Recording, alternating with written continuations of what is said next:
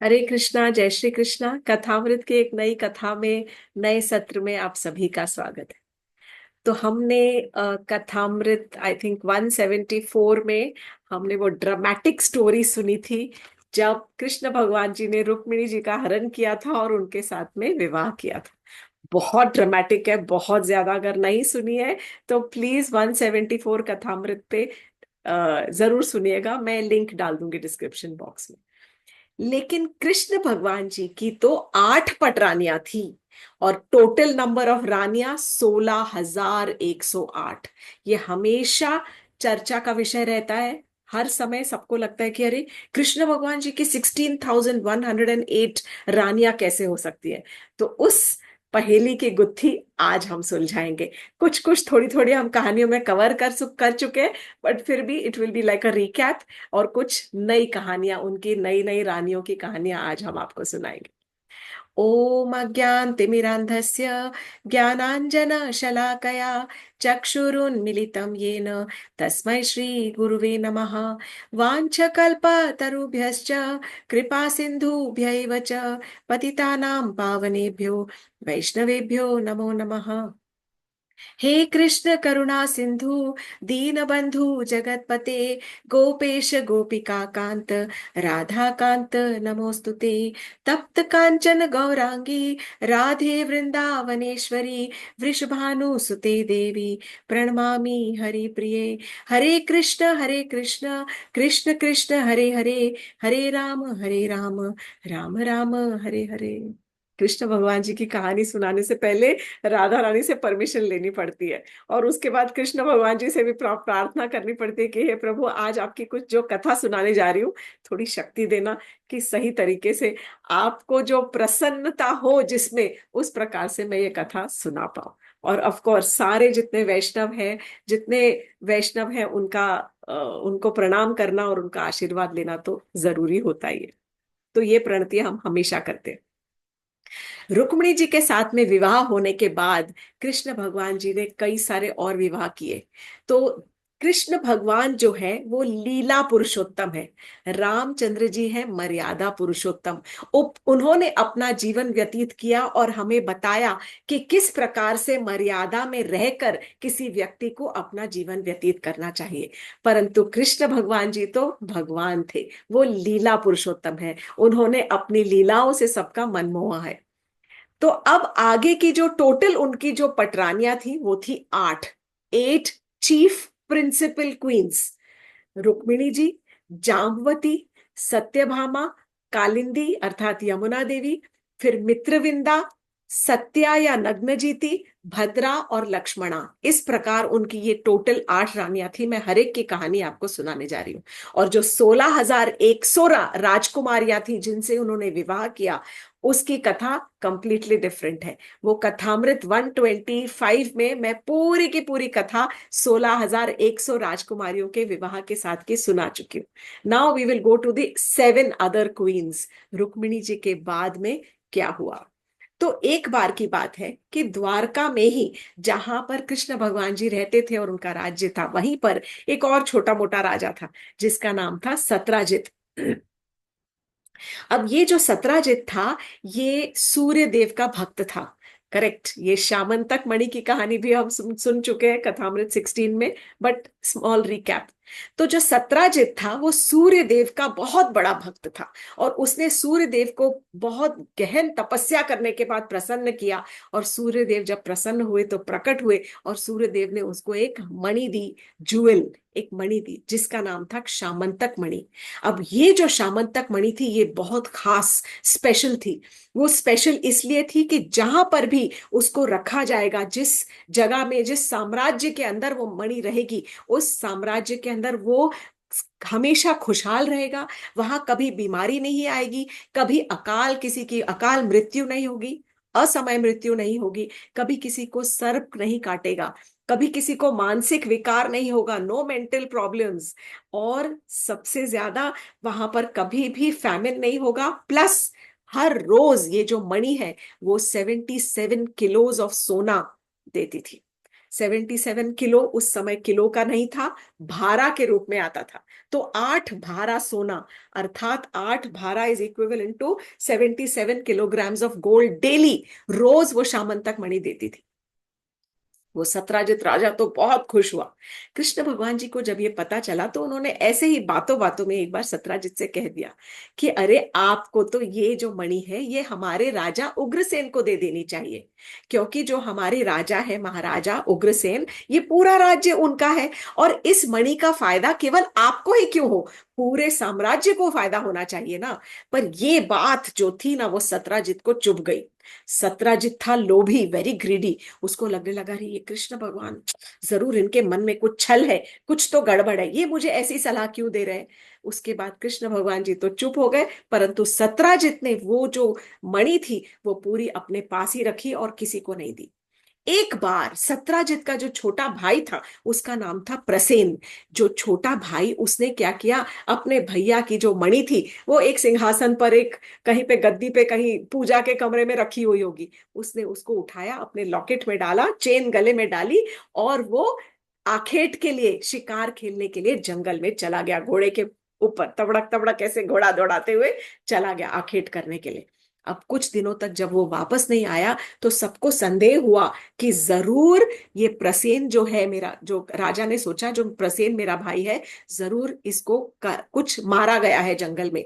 सब जगह ये बात पूरे द्वारका में फैल गई, और सबसे पहला शक किसके ऊपर गया, कृष्ण भगवान जी के ऊपर।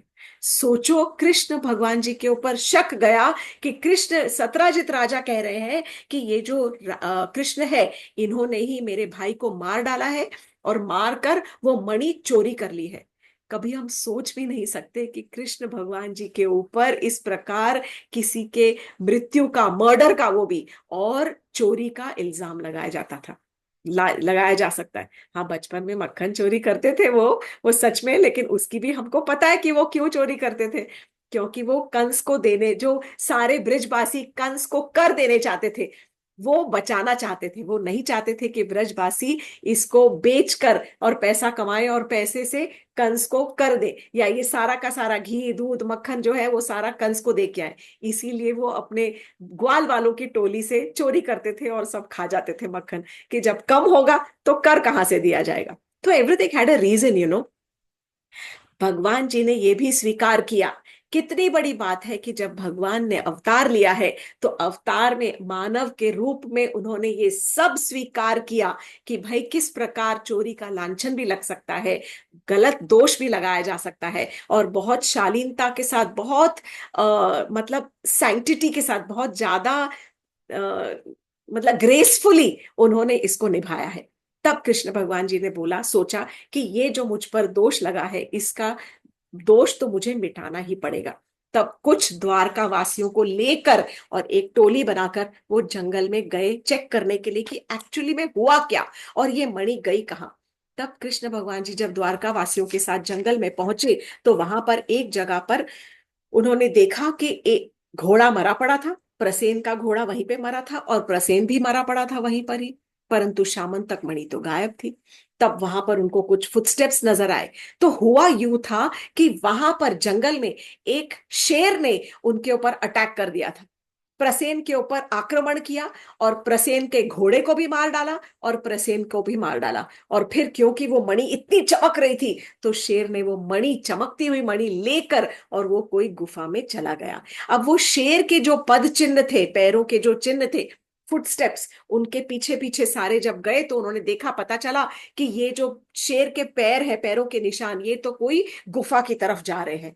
तब उन्होंने देखा कि गुफा के बाहर तो शेर मरा पड़ा उनको मिल गया। तो गुफा के अंदर वो शेर जा ही नहीं पाया, गुफा के बाहर ही उनको वो शेर मरा हुआ मिला, परंतु मणि तो वहां पर भी नहीं थी।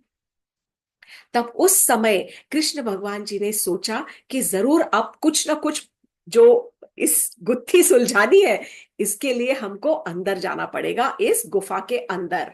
और तब कृष्ण भगवान जी ने द्वारका वासियों से कहा कि आप सब यहीं बाहर ही रुकिए, मैं अंदर जाऊंगा। जब कृष्ण भगवान जी अंदर गए गुफा के अंदर, तब उन्होंने एक छोटे से प्यारे से बालक को उस मणि के साथ खेलते हुए देखा। अब बालक ने मणि के साथ खेल रहा था, और कृष्ण भगवान जी जैसे ही अंदर आए, वैसे ही जो बच्चे की जो दाई माँ थी, वो जोर जोर से चीखने चिल्लाने लग गई, बहुत ज्यादा चिल्लाने लग गई, डर के मारे एकदम। तब कृष्ण भगवान जी ने उससे कहा कि आप चिंता मत करो, मैं तो केवल ये मणि लेने आया हूं। परंतु उसकी चीख से अंदर से एक बहुत बड़ा भालू बाहर आया। और वो भालू कौन थे? वो जामवंत थे। इन जामवंत को हम कैसे जानते हैं? इन्होंने रामचंद्र जी की त्रेता युग में रावण के साथ युद्ध करने में सहायता की थी।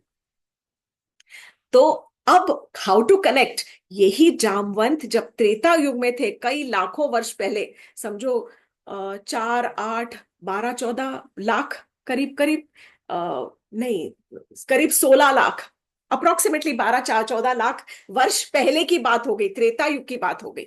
तब जामवंत जी उस समय पर भी बहुत ज्यादा बूढ़े थे। वो बहुत already he was very old. क्योंकि हमें ये याद आता है कि जब समुद्र के किनारे बैठकर सब मंत्रणा कर रहे थे, हनुमान जी थे, सारे वानर थे और जामवन थे, और सोच रहे थे कि इधर से लंका की तरफ कौन छलांग मार के जाएगा, किसके अंदर इतना सामर्थ्य है कि इस समुद्र के तट से लंका तक छलांग मार के जाया जाए। तो सबने कहा, अरे जामवंत जी, आप तो बहुत शक्तिशाली हो, आप यहां से छलांग मार के जा सकते हो। तो तब उन्होंने कहा कि ये तो 100 योजन दूर है। तब जामवंत जी ने कहा कि मैं छलांग मार के जा तो सकता हूं, पर अब मैं बूढ़ा हो गया हूं, मैं वहां से वापस नहीं आ पाऊंगा, इतना मेरे में सामर्थ्य नहीं है। तब उन्होंने हनुमान जी को उनकी शक्ति की स्मृति दिलाई थी, उनको याद दिलाया था, और तब हनुमान जी ने वहां से छलांग लगाई थी, और वहां लंका में जाके उन्होंने सीता जी को खोजा था। ये जामवंत जी, जब राम और रावण का युद्ध हुआ, तो उस युद्ध को देखकर बहुत अचंभित हो गए, एंड ही वाज इनामर्ड। उनको लग रहा था, अरे इतने इतने सुंदर लग रहे हैं रामचंद्र जी युद्ध करते हुए, काश मैं भी प्रभु के साथ युद्ध कर सकता। तब उन्होंने अपनी इच्छा प्रभु के सामने व्यक्त की, और रामचंद्र जी ने कहा, अब तो यह युद्ध समाप्त हो गया, और तुम तो मेरी तरफ से लड़ रहे थे, तो मैं तुम्हारे साथ युद्ध कैसे करता? इसलिए तुम अभी मेरे साथ वापस नहीं जाओगे। जब मैं अपनी ये लीला पूर्ण करके, राम की लीला पूर्ण करके जब मैं वापस जाऊंगा, फिर भी तुम यहीं पर इसी धरती पर रहोगे। कब तक? द्वापर युग के अंत तक। क्योंकि द्वापर युग में अंत में जब मैं फिर से अवतार लूंगा, धर्म की स्थापना करने के लिए, अधर्म का नाश करने के लिए, उस समय तुम्हें एक मौका जरूर दूंगा मेरे साथ युद्ध करने के लिए। तो इस समय पर कृष्ण भगवान जी ने जामवंत के साथ युद्ध किया। जामवंत कृष्ण भगवान जी को पहचान नहीं सका, क्योंकि कृष्ण भगवान जी तो वॉज डिफरेंट। उनका ब्लू, नील वर्ण में थे, श्याम वर्ण में थे, अलग स्वरूप था, वो रामचंद्र जी नहीं थे ना। और जामवंत जी ने तो केवल राम स्वरूप देखा था। तो खूब भयानक युद्ध हुआ है। 28 दिन तक, 28 डेज, गुफा के अंदर जामवंत और कृष्ण भगवान जी के बीच में जो द्वंद्व युद्ध हुआ है, पेड़ों की छाल, जो पेड़ों के तने हैं, अपरूटेड ट्रीज को लेके साथ में युद्ध हुआ, भुजाओं के साथ में युद्ध हुआ, और पत्थरों के साथ में युद्ध हुआ। 28 दिन के बाद में जामवंत की शक्ति क्षीण होने लग गई, कम होने लग गई, उनको थोड़ी कमजोरी महसूस होने लग गई। तब उसे एहसास हुआ, भगवान की कृपा से ये एहसास हुआ कि ये हो ना हो, ये मेरे ठाकुर जी ही हैं, ये मेरे राम ही हैं। तब उस समय जामवन जी ने हाथ जोड़कर और समर्पण किया, और कहा कि मैं जान गया हूं प्रभु, मैं जानता हूं कि आप ही हो ना, आप ही हो जिसने अपनी एक तिरछी दृष्टि से सागर को विवश कर दिया था पाटने के लिए। The ocean had given you रास्ता। आपने एक दृष्टि डाली थी और सागर विवश हो गया था और फट गया था और आपको रास्ता दे दिया था। आप ही हो, केवल आप ही हो, वही प्रभु हो मेरे, जिन्होंने इस समुद्र के ऊपर फिर एक पुल बनाया था और लंका को गए थे, और आपने रावण को पछाड़ दिया था और रावण का वध कर दिया था। मैं धन्य हो गया भगवान कि आप मेरी एक इच्छा पूरी करने के लिए यहाँ पर आए हैं। उस समय जामवंत बहुत शर्मिंदा हुआ, और उसने पैर पकड़ लिए, बहुत प्रार्थनाएं की हैं भगवान जी की, बहुत स्तुति की, ग्लोरीफाई किया। तब जामवंत ने कहा कि हे प्रभु, मैं क्या कर सकता हूँ आपके लिए? तो कृष्ण भगवान जी ने कहा कि मैं और कुछ नहीं चाहता, मैं तो केवल मेरे ऊपर जो दोष लगा है उसको मिटाने के लिए आया हूँ, और ये जो मणि है जिससे तुम्हारा बच्चा खेल रहा है, वो मणि मुझे चाहिए, क्योंकि इस मणि को वापस करके ही मेरे मुझ पर जो कलंक लगा है उसको मैं मिटा सकूंगा। जामवंत ने ऐसा किया। जामवंत ने कहा कि हे प्रभु, मणि तो आपको दूंगा ही, परंतु इस मणि से ज्यादा कीमती मेरी बेटी है। वो मेरी खास, she is the special jewel of my life. तब जामवंत ने अपनी बेटी जामवती को कृष्ण भगवान जी के साथ ब्याह करा दिया। और तब उनको कहा कि प्रभु, इसको आप इसका वरण कीजिए, इसके साथ विवाह कीजिए, और साथ में दहेज में ये शामंतक मणि भी लीजिए। तो जामवंत ने वो मणि भी दी और साथ में अपनी कन्या भी दी, जिनका नाम था जाम्बवती। इस प्रकार कृष्ण भगवान जी की दूसरी पत्नी हुई जाम्बवती। अब कृष्ण भगवान जी वहां से बाहर निकले गुफा से। अब गुफा के बाहर जो द्वारका वासी रुके हुए थे, वो 12 दिन तक, 28 डेज तो युद्ध चला, परंतु वो द्वारकावासी 12 दिन, 12 डेज बाहर खड़े रहे। फिर उन्होंने सोचा पता नहीं अंदर क्या हुआ होगा। उसके बाद वो अपने घर को चले गए और द्वारका पहुंच के उन्होंने बहुत, वहां के राजा सत्राजित को बहुत कोसा कि तुम्हारी वजह से देखो क्या क्या हो गया, क्या अनिष्ट हुआ, कृष्ण भगवान जी अभी तक वापस नहीं आए। और उन्होंने वहां पर जो दुर्गा देवी का मंदिर था, चंद्रभागा देवी का मंदिर था, वहां पर उन्होंने सबने, द्वारका वासियों ने बहुत पूजा पाठ करना शुरू कर दिया कि हे देवी, हमारे कृष्ण को बचा लीजिए। कृष्ण भगवान जी कुछ दिनों बाद द्वारका को अपनी नई पत्नी के साथ में पधारे और शामंतक मणि लेकर आए। तब उन्होंने भरे दरबार में सत्राजित को बुलाया। राजा उग्रसेन वहां के राजा थे। राजा उग्रसेन के सामने और सारे दरबारियों के सामने, सारे सभा और सारे जो द्वारकावासी थे उनके सामने उन्होंने सत्राजित को बुलाया और कहा कि ये रही तुम्हारा शामंतक मणि, और इस प्रकार ये खेल हुआ था कि तुम्हारे भाई को एक शेर ने, सिंह ने मार डाला, और फिर उसके बाद वो लेके गया तो एक भालू ने तो वो शेर को मार डाला, और वो जो मणि थी वो खेलने के लिए अपने बच्चे को दे दी। क्योंकि जामवंत ने शेर को क्यों मारा? क्योंकि वो अपने घर की रक्षा करना चाहता था।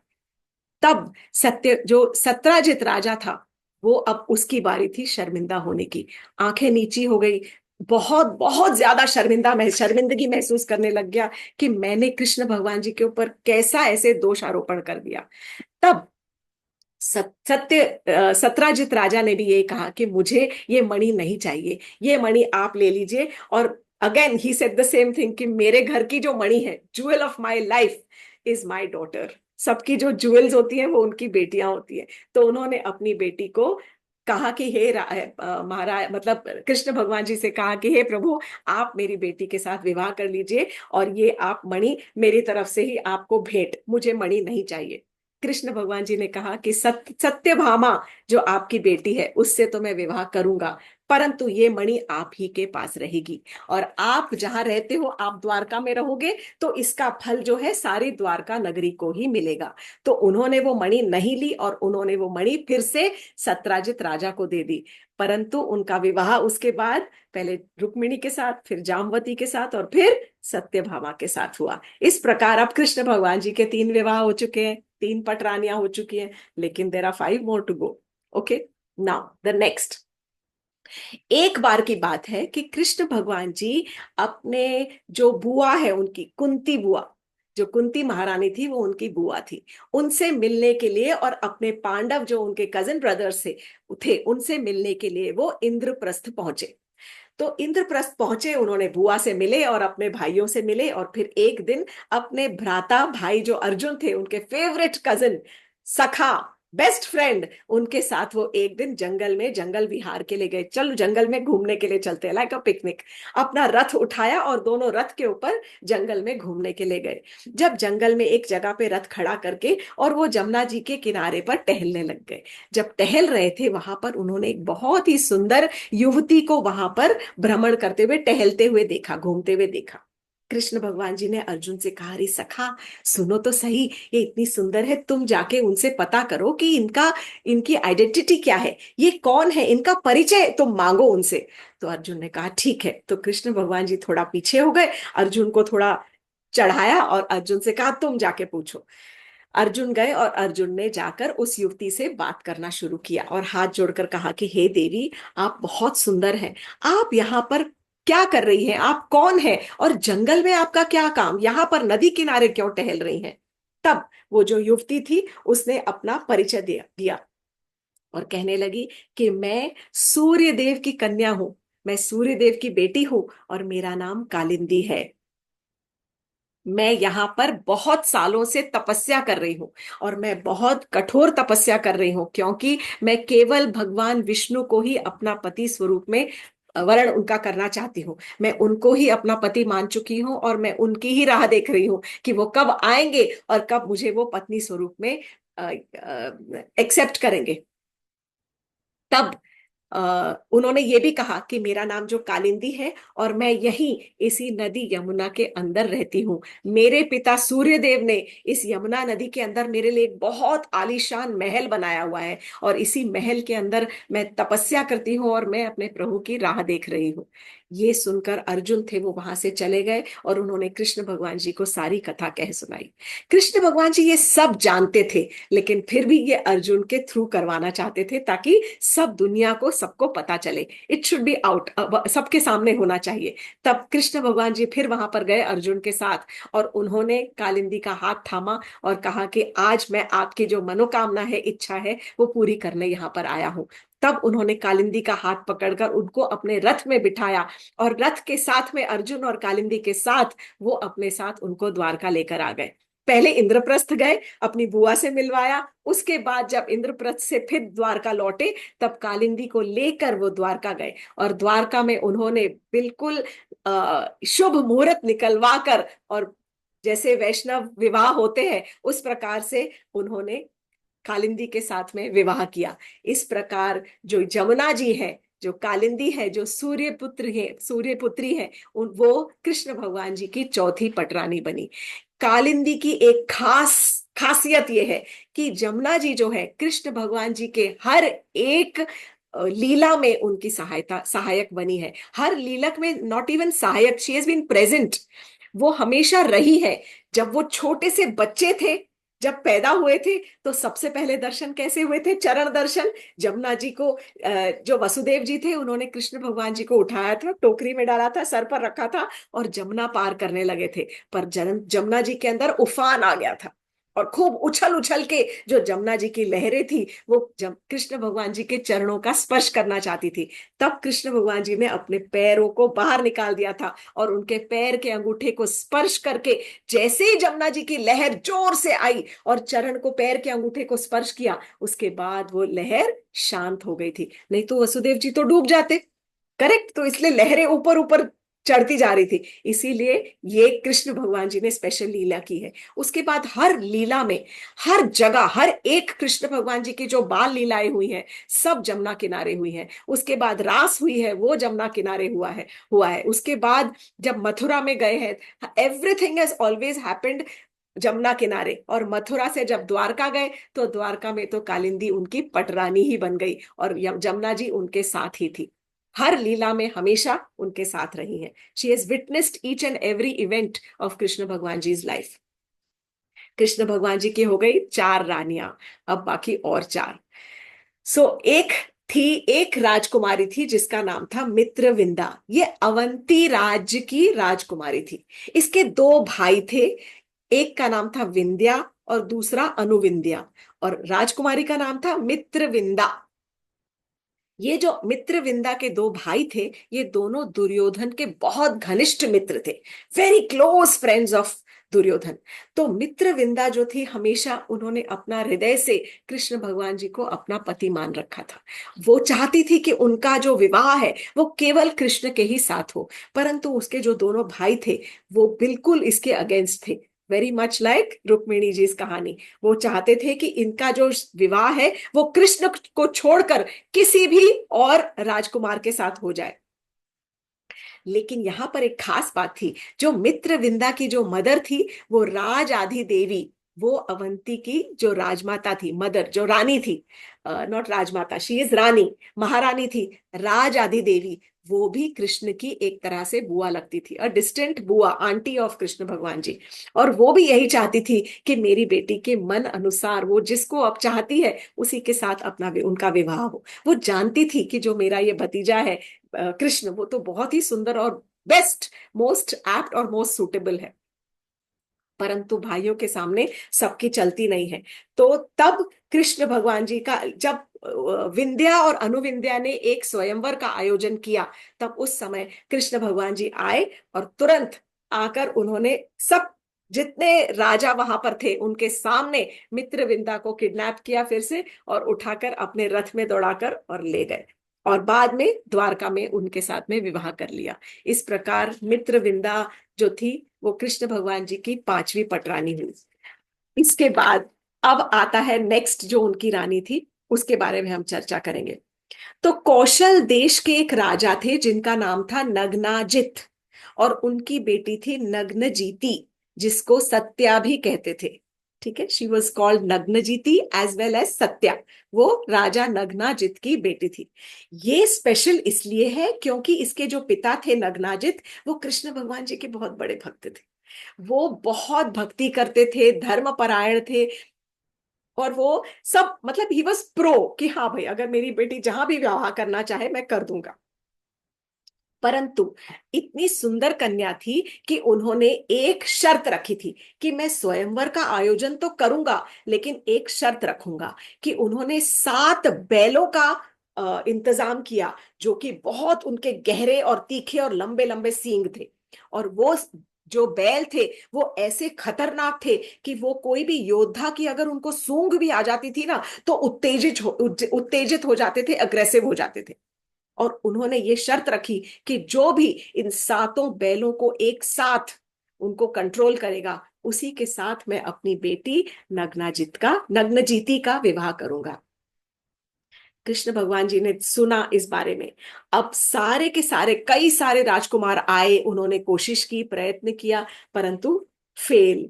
जब कृष्ण भगवान जी कौशल देश पहुंचे पहुंचे वहां पर, सुनकर कि यहाँ पर क्या हो रहा है देखूं तो सही, तो नग्नजीति ने उस समय कृष्ण भगवान जी को देखा, और जैसे ही देखा उसका मन, वो अपना मन हार गई, और तब वो बहुत प्रार्थना करने लग गई। उसने बहुत गहरी मतलब बहुत प्रार्थना की। किससे? लक्ष्मी जी से प्रार्थना की, विष्णु भगवान से प्रार्थना की, ब्रह्मा जी से प्रार्थना की, शिव जी से प्रार्थना की कि आप कुछ तो ऐसा करो कि मेरा विवाह इन्हीं के साथ हो, मैं केवल कृष्ण के साथ ही विवाह करना चाहती हूँ। तब कृष्ण भगवान जी जब वहां पहुंचे, तो कौशल देश के जो राजा थे नग्नाजित, उन्होंने कृष्ण भगवान जी से भेंट की, उनका आदर सत्कार किया, और उनसे पूछा कि आप तो नारायण हैं, आप तो सारे जगत के कर्ता है, आप बताइए, पालन करता है, आप बताइए आप किस उद्देश्य से यहाँ पर आए हैं, मैं आपकी किस प्रकार सेवा कर सकता हूँ। तब राजा नग्नाजित को कृष्ण भगवान जी ने कहते हैं कि मैं आपकी आई डिजायर योर फ्रेंडशिप, मैं आपसे मित्रता करना चाहता हूँ। और मित्रता ही नहीं, मैं आपसे आपकी बेटी का हाथ मांगने आया हूँ, मैं आपकी बेटी से विवाह करना चाहता हूँ, सत्या से मैं विवाह करना चाहता हूँ। तब राजा जो थे वो बहुत प्रसन्न हो गए, और राजा ने कहा कि इससे बड़ा मेरा भाग्य कैसे हो ही नहीं सकता कि स्वयं भगवान आए हैं और मेरी बेटी के साथ में विवाह करना चाहते हैं। परंतु प्रभु, मैंने जो इतना बड़ा एक कंडीशन रखी है, अगर मैंने उसको नहीं सामने रखा तो मेरा नाम खराब हो जाएगा, सारे समाज में सारे राजा थू थू करेंगे और मेरा नाम बदनाम हो जाएगा। अब आप ही बताइए कि क्या किया जाए, क्योंकि ये जो स्वयंवर के लिए मैंने कंडीशन रखी है उसको तो पूरा करना ही पड़ेगा। तब कृष्ण भगवान जी ने कहा, डोंट वरी, ये कंडीशन तो मैं ऐसी चुटकी में पूरी कर लूंगा। तो कृष्ण भगवान जी ने क्या किया, अब तक कोई भी राजकुमार उन 7 बैलों को एक साथ कंट्रोल करने में समर्थ नहीं हुआ था, ही वो सक्षम नहीं हुआ था। तब कृष्ण भगवान जी ने तुरंत अपने आप को 7 रूपों में विस्तारित कर दिया। ही एक्सपैंडेड हिमसेल्फ इनटू 7 फॉर्म्स, और 7 बैलों को तुरंत 7 रूपों ने तुरंत एक ही साथ, पहले तो अपनी कमर कस ली, कपड़े एकदम टाइट कर लिए, कमर कसने के बाद 7 रूपों में विस्तारित किया, और 7 बैलों को एक साथ नथ के और चुटकी में यूं कंट्रोल कर लिया, उनको बांध दिया, और गेम ओवर। जो राजा सत्र जो नग्नजीत राजा थे, नग्नाजित, वो तो बहुत ज्यादा प्रसन्न हुए, और उन्होंने बड़े धूमधाम से अपनी बेटी सत्या का जो विवाह था वो कृष्ण भगवान जी से कर दिया, बिल्कुल वैदिक पद्धति के अनुसार। बहुत उनको गिफ्ट्स वगैरह बहुत दिए हैं, मतलब वो गिफ्ट्स का जो अगर डिटेल बताऊंगी तो बहुत सारा, 10,000 गाय दी है, दासियां दी हैं, 9,000 एलिफेंट्स दिए, हाथी दिए हैं, 9,000 multiplied by 100, that is 9 lakh रथ दिए हैं, 9 करोड़ घोड़े दिए हैं, इस प्रकार बहुत, क्योंकि राजा थे, बेटी को बहुत प्यार करते थे, तो बेटी के सहूलियत के लिए जो उनका सामर्थ्य था उन्होंने बहुत गिफ्ट्स दिए अपनी बेटी को और कृष्ण भगवान जी को। अब जब कृष्ण भगवान जी अपनी नई दुल्हन सत्या को लेकर रथ पर जा रहे थे, तो जितने बाकी के राजकुमार थे वो बहुत क्रोधित होकर एकदम उत्तेजित हो गए और तब उन्होंने आक्रमण कर दिया कृष्ण भगवान जी के ऊपर। परंतु बलराम जी तो हमेशा रेडी रहते हैं। तो यदु सेना वहां पर थी और अर्जुन भी थे, तो अर्जुन और यदु सेना ने मिलकर वो सारी जो जो राइवल जो फौज थी उन सबका उनको भगा दिया, डरा के भगा दिया। और तब कृष्ण भगवान जी अपनी नई पत्नी नग्न जीती अर्थात सत्या को लेकर द्वारका आ गए। अब बची दो और। हमने सुना है कैकेय प्रदेश के बारे में, सुना है ना? कैकेय प्रदेश वो था जहां पर कैकेयी का जन्म हुआ था, करेक्ट? कैकेयी रामचंद्र जी की माता थी, अर्थात भरत महाराज की भी माता थी। हम त्रेता युग पहुंच गए, परंतु अभी तो हम त्रेता युग में नहीं है, अभी तो हम द्वापर युग में है, करेक्ट? तो वो जो कैकेय प्रदेश जहां से महारानी कैकेयी आई थी, उसी प्रदेश की अब द्वापर युग में वहां की एक राजकुमारी थी जिसका नाम था भद्रा। और ये जो भद्रा थी, इसकी जो मदर थी, भद्रा राजकुमारी की जो माँ थी, वो श्रुत कीर्ति उनका नाम था। और ये भी कृष्ण भगवान जी की ही एक बुआ लगती थी।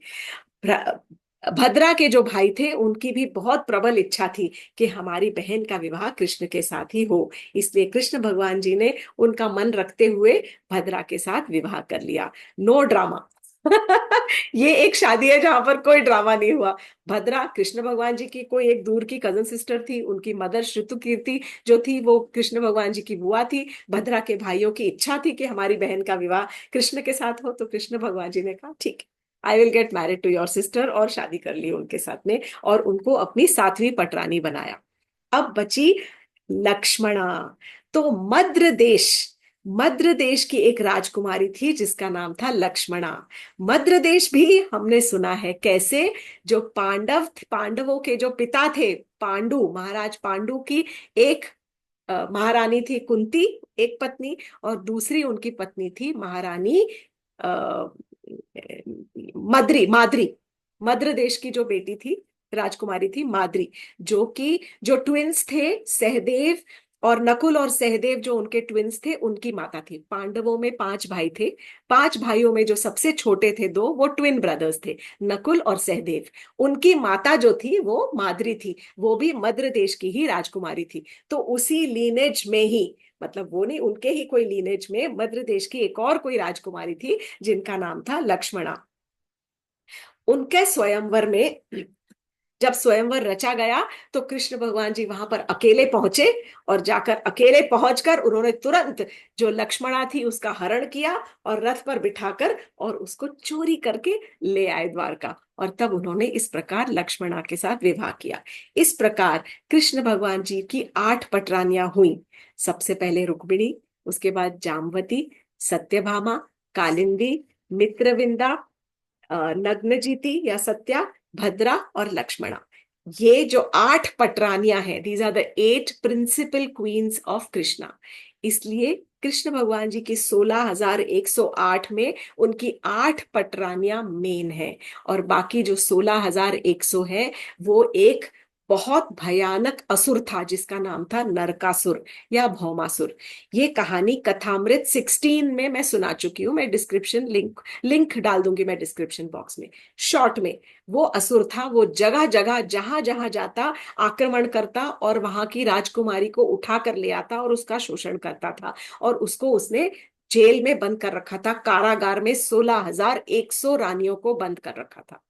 इस भौमासुर या नरकासुर का वध करने के लिए कृष्ण भगवान जी सत्यभामा अपनी पत्नी को लेकर गरुड़ जी के ऊपर उड़कर गए थे, और तब उन्होंने नरकासुर का वध किया था। वध करने के बाद उन्होंने उन 16,100 राजकुमारियों को रिहा किया और उनको छोड़ दिया।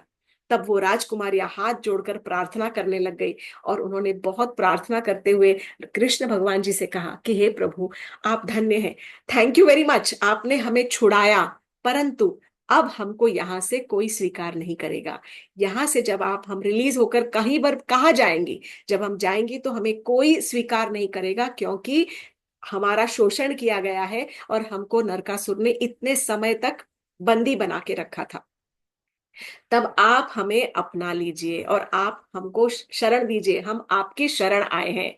तब कृष्ण भगवान जी ने उन 16,100 राजकुमारियां जो थी, जो कृष्ण भगवान जी की शरणागत हुई, उनको उन्होंने शरण में लिया और उन सब के साथ में एक साथ विवाह किया। 16,100 राजकुमारियों को विवाह करके उनको अपना नाम दिया और 16,108 रानियों को द्वारका में 16,108 महल बनवा के दिए।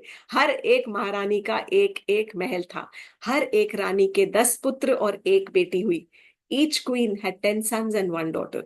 इस प्रकार कृष्ण भगवान जी ने 16,108 विवाह किए, परंतु हर एक को सम्मान दिया। अगर वो 16,100 राजकुमारियों के साथ विवाह नहीं करते, वो शरण आई हुई राजकुमारियों को पनाह नहीं देते, तो उनको अपनाने वाला कोई नहीं होता और फिर सब समाज में सब उनका शोषण और करते। इसलिए उनको सम्मान देने के लिए he set an example for everybody and he has given equal respect to each and every woman. यहाँ पर भी हम देख रहे हैं कि कई जगह पर आप देखोगे, जैसे जो राजकुमारी भद्रा है, जो उनकी पत्नी है, उनकी माता का नाम लिखा है, पिता का नाम नोवेर। कोई जगह पर है नग्नाजित, जो है राजा जो नग्नजीती के पिता थे, परंतु जो लक्ष्मणा है वो भी सिर्फ ऐसा लिखा है मद्र देश की राजकुमारी। मित्रविंदा जिनकी मदर राज आदि देवी, वो भी कृष्ण भगवान जी की बुआ थी। इस प्रकार कृष्ण भगवान जी ने 16,108 रानियों को अ, अपना स्थान दिया, अपनी रानी बनाया और सबको सम्मान के साथ में अच्छे से प्रसन्न रखा। तो ये हमारे कृष्ण भगवान जी के विवाह की कथा को आज हम यही समाप्त करते हैं। कोई भी अगर यदि प्रश्न हो तो आप प्लीज क्वेश्चन डाल सकते हो नीचे। I will try to answer to the best of my capabilities. Thank you so much. Hare Krishna. Thank you very much for joining with Kathamrit.